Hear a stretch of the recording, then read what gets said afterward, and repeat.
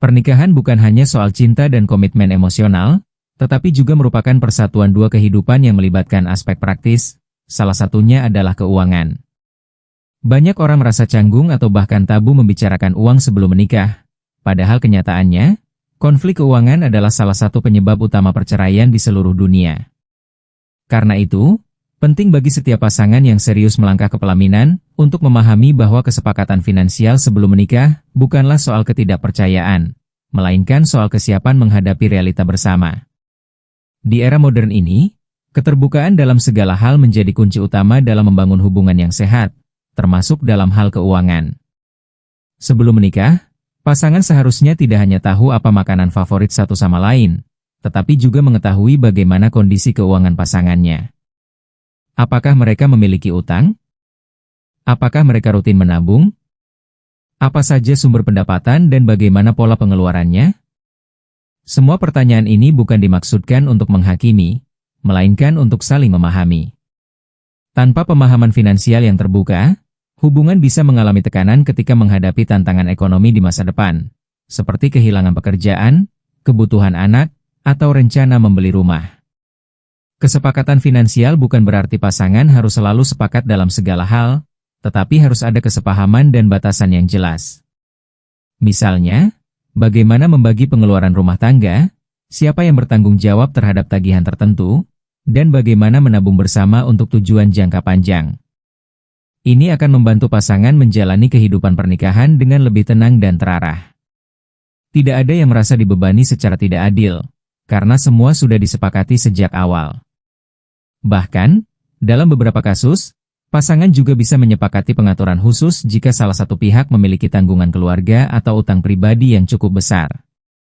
Banyak pasangan takut membicarakan keuangan sebelum menikah karena khawatir dianggap materialistis atau tidak romantis.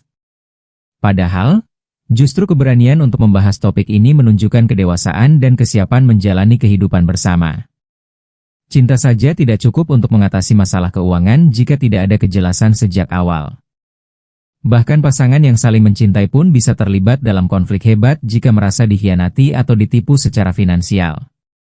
Maka dari itu, komunikasi yang jujur soal uang adalah salah satu bentuk cinta dan tanggung jawab yang paling nyata. Tak hanya itu, membuat kesepakatan finansial juga membantu pasangan merencanakan masa depan bersama secara lebih strategis. Mereka bisa mulai memikirkan investasi, membeli rumah, merencanakan liburan bersama, hingga mempersiapkan dana pendidikan anak. Ini bukan hanya soal perencanaan, tapi juga soal membangun mimpi bersama yang realistis. Dengan adanya kesepakatan ini, setiap pasangan akan merasa lebih aman dan percaya diri dalam mengambil langkah-langkah besar dalam hidup, karena tahu mereka berjalan di jalur yang telah disepakati bersama. Selain itu, kesepakatan finansial juga bisa menjadi perlindungan hukum yang penting bagi masing-masing pihak. Dalam beberapa kasus, perjanjian pranikah dibuat untuk melindungi aset pribadi atau warisan keluarga.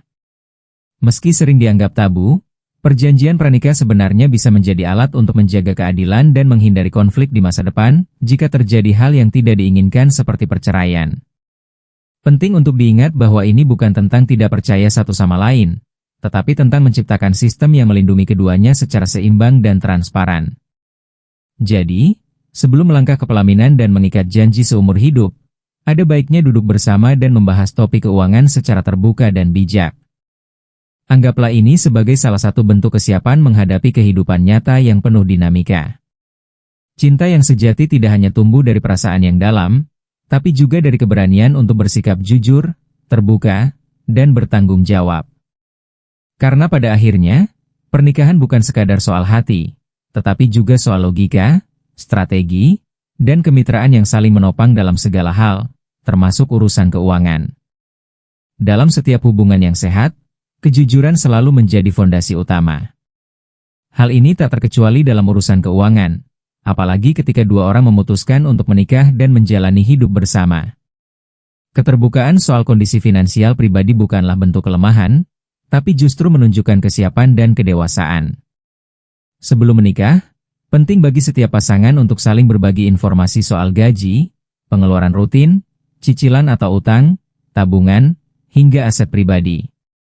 Dengan begitu, tidak ada pihak yang merasa dikejutkan atau ditipu setelah pernikahan dimulai. Sayangnya, masih banyak pasangan yang merasa tidak nyaman atau bahkan menghindari membicarakan soal uang.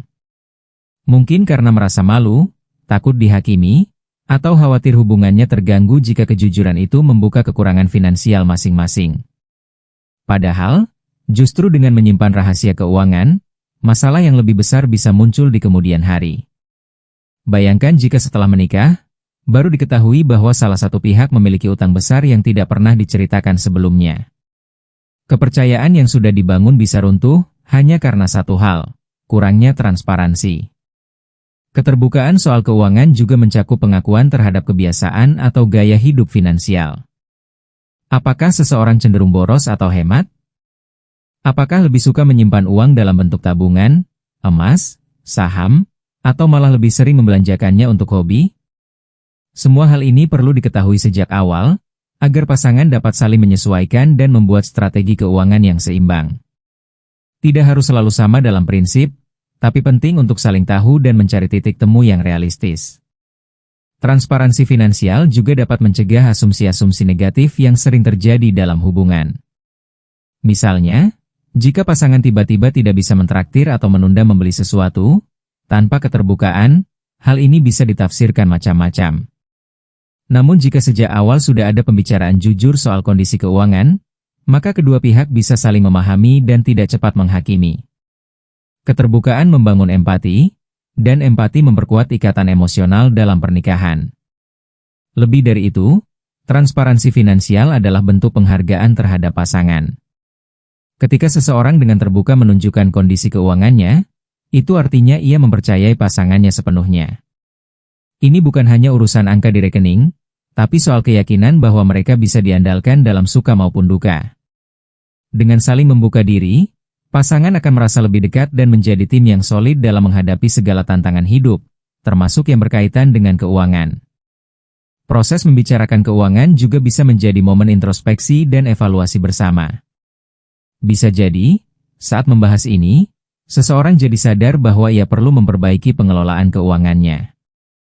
Atau, mereka bisa saling belajar dari gaya finansial satu sama lain.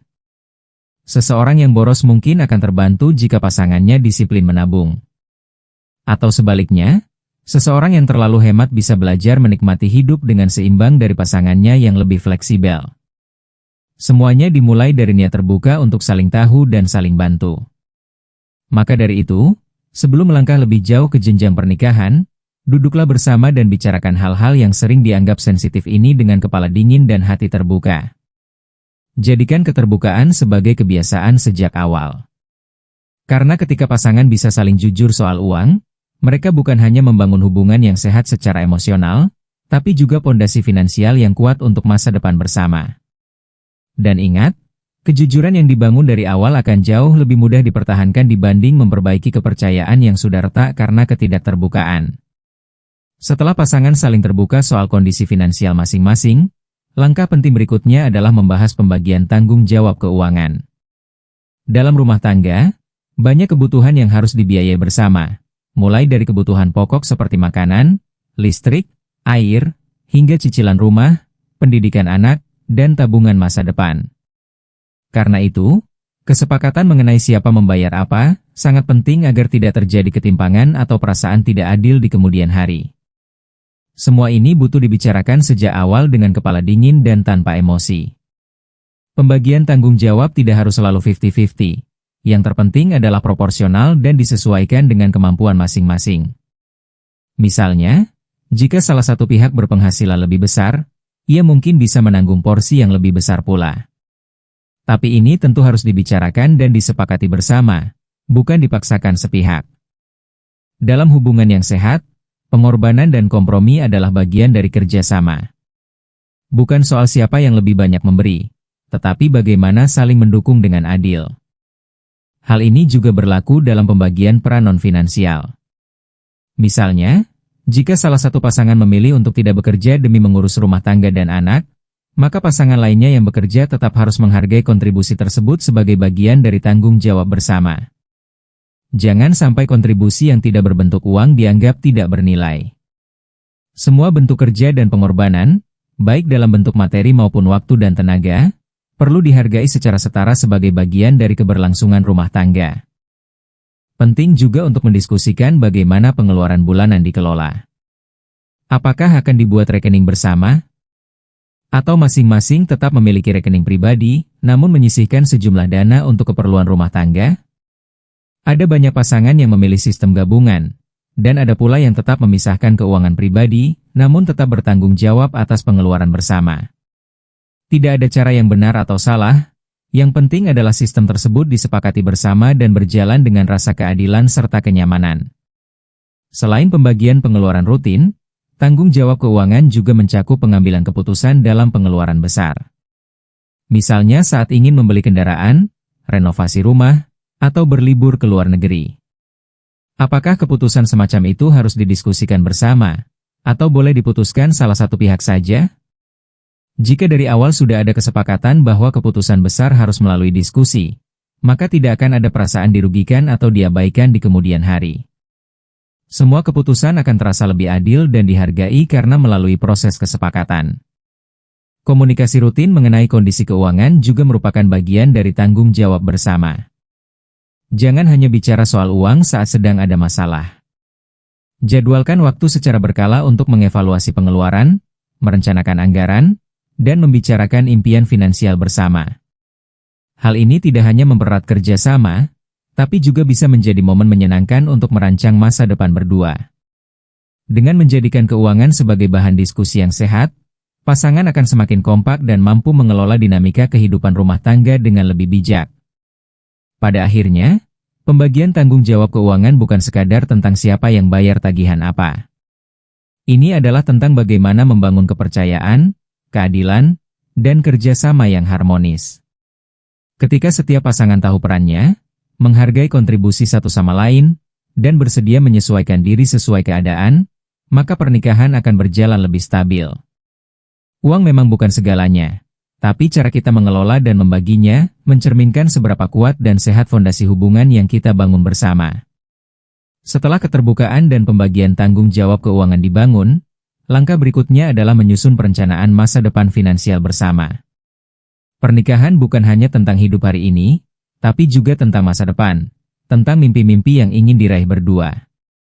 Karena itu, pasangan perlu duduk bersama dan merancang tujuan jangka pendek, menengah, hingga jangka panjang. Apakah ingin membeli rumah dalam 5 tahun ke depan? Kapan akan memiliki anak dan bagaimana menyiapkan dananya? Semua ini perlu dibahas sejak dini agar tidak hanya menjadi angan-angan tanpa arah. Perencanaan keuangan bersama membantu pasangan fokus dan terorganisir dalam menghadapi kehidupan. Dengan memiliki target yang jelas, pasangan dapat menentukan langkah-langkah konkret untuk mencapainya. Misalnya, jika ingin membeli rumah, berarti harus mulai menabung dengan disiplin, mengatur pengeluaran, bahkan mungkin mencari tambahan penghasilan. Atau jika memiliki rencana pensiun dini, maka sejak awal perlu dipikirkan tentang investasi yang tepat. Tanpa rencana, keuangan bisa cepat habis karena tidak diarahkan dengan bijak. Membuat perencanaan finansial juga menciptakan semangat kebersamaan dalam mengejar impian. Ketika pasangan punya tujuan yang sama, seperti liburan impian ke luar negeri atau membangun bisnis keluarga, maka perjuangan sehari-hari terasa lebih bermakna.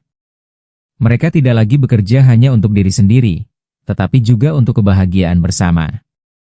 Bahkan hal kecil seperti menabung mingguan bisa terasa menyenangkan jika dilakukan dengan semangat yang sama.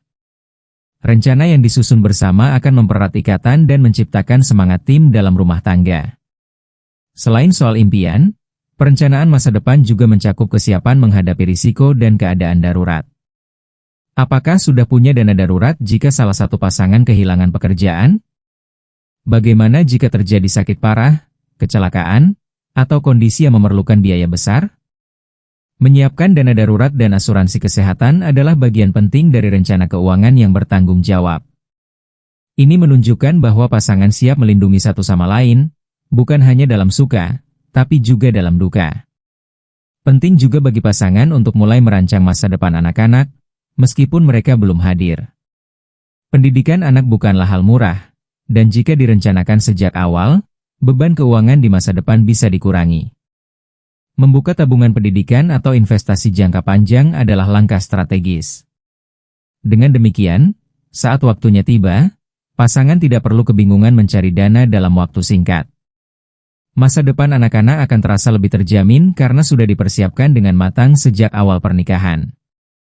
Tak kalah pentingnya, perencanaan masa depan juga perlu meliputi persiapan pensiun.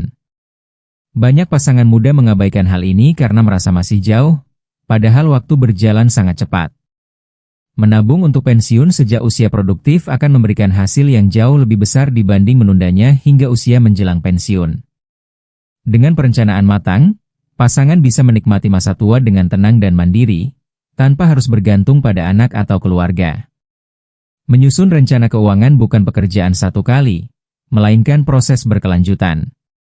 Pasangan perlu rutin mengevaluasi tujuan mereka, menyesuaikan dengan kondisi terkini, dan terus beradaptasi dengan perubahan hidup. Rencana yang dibuat 5 tahun lalu mungkin perlu direvisi karena situasi yang berbeda. Yang penting adalah komitmen untuk terus bergerak bersama dalam arah yang disepakati. Dengan begitu, rumah tangga tak hanya berjalan, tetapi juga berkembang ke arah yang lebih baik dari waktu ke waktu. Dalam kehidupan pernikahan, cinta dan kepercayaan memang menjadi dasar utama. Namun, selain dua hal itu, penting juga bagi pasangan untuk memikirkan aspek legal sebagai perlindungan bersama.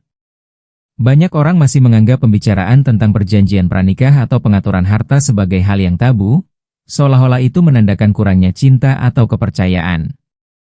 Padahal, realitanya, perlindungan hukum justru menjadi bentuk tanggung jawab dan kedewasaan. Ini bukan tentang pesimisme terhadap masa depan pernikahan, tapi tentang kesiapan menghadapi segala kemungkinan dengan bijak.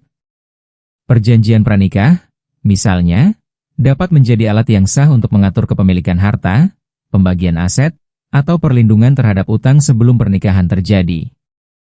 Ini sangat penting terutama jika salah satu atau kedua pasangan memiliki aset berharga, bisnis, atau tanggungan keluarga yang harus dijaga. Dengan adanya kesepakatan tertulis, hak dan kewajiban masing-masing akan lebih jelas. Jika di kemudian hari terjadi hal-hal tak terduga, seperti perceraian atau meninggal dunia, perjanjian ini akan menjadi dasar hukum yang kuat untuk menyelesaikan masalah dengan cara yang adil. Tak hanya soal perceraian, perlindungan hukum juga penting dalam pengaturan warisan dan hak atas anak jika terjadi sesuatu yang tidak diinginkan. Misalnya, siapa yang akan mengasuh anak jika salah satu pasangan meninggal, atau bagaimana pembagian harta warisan nantinya. Semua itu bisa diatur sejak awal melalui dokumen-dokumen hukum seperti wasiat atau surat kuasa. Meskipun membicarakan hal-hal ini terasa tidak nyaman, namun percakapan ini justru menunjukkan bahwa pasangan memikirkan masa depan dengan serius dan penuh pertimbangan. Banyak juga kasus di mana salah satu pasangan mengalami kebangkrutan atau terlilit utang yang sangat besar. Tanpa pengaturan hukum yang jelas, hal ini bisa memengaruhi kehidupan keuangan pasangan lainnya. Oleh karena itu, kesepakatan pranikah bisa melindungi pihak yang tidak terlibat dalam utang tersebut agar tidak turut menanggung beban yang bukan tanggung jawabnya. Ini akan menjaga kestabilan finansial keluarga dan mencegah konflik yang berkepanjangan. Ingat, perlindungan hukum bukan tentang ketidakpercayaan, tapi soal kejelasan dan keadilan. Di beberapa negara, pengaturan hukum juga dapat mencakup pembagian keuntungan atau kerugian dari investasi bersama, hak atas properti yang dibeli setelah menikah, dan hal-hal lain yang bersifat finansial. Di Indonesia sendiri, pasangan bisa membuat perjanjian pisah harta yang sah secara hukum untuk melindungi hak masing-masing. Tentu saja semua ini perlu dibuat dengan pendampingan notaris atau penasihat hukum agar sah dan tidak merugikan pihak manapun. Proses ini bisa menjadi bagian dari perencanaan keuangan jangka panjang yang lebih stabil. Yang tidak kalah penting adalah edukasi hukum bagi pasangan muda. Banyak orang menikah tanpa benar-benar memahami hak dan kewajiban mereka secara hukum. Mereka baru sadar setelah terjadi konflik atau masalah yang kompleks. Maka dari itu, sebelum menikah, penting untuk mencari informasi, berdiskusi dengan ahli hukum, dan merancang perlindungan yang sesuai kebutuhan. Ini adalah bagian dari tanggung jawab moral sebagai pasangan untuk saling menjaga, bukan hanya secara emosional, tapi juga secara hukum. Akhirnya, membicarakan perlindungan hukum dalam hubungan pernikahan seharusnya tidak dianggap sebagai hal yang memalukan atau negatif. Justru sebaliknya, Ini adalah langkah matang yang menunjukkan bahwa pasangan ingin membangun kehidupan bersama di atas landasan yang kuat. Cinta yang tulus tidak akan luntur hanya karena ada dokumen hukum, malah akan semakin kokoh karena dilengkapi dengan rasa tanggung jawab dan kesiapan menghadapi masa depan yang penuh dinamika. Karena pada akhirnya, cinta yang sehat adalah cinta yang tahu cara melindungi. Menikah bukan hanya tentang menyatukan dua hati, tetapi juga dua kehidupan, dua latar belakang, dan dua cara pandang terhadap uang. Karena itu, kesepakatan finansial sebelum menikah bukan sekadar formalitas atau urusan materialistis belaka. Justru dari sanalah hubungan bisa tumbuh dengan lebih kokoh karena dibangun di atas fondasi kejujuran, tanggung jawab, dan kesadaran penuh akan realita kehidupan. Uang memang bukan segalanya, tapi cara kita mengelolanya bersama bisa menentukan arah dan kualitas pernikahan kita. Keterbukaan menjadi langkah pertama yang harus dijalani.